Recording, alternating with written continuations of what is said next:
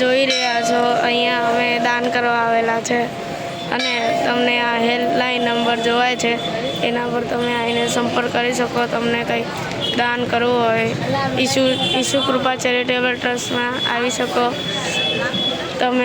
તમને જે દાન કરવું હોય એ આપી શકો।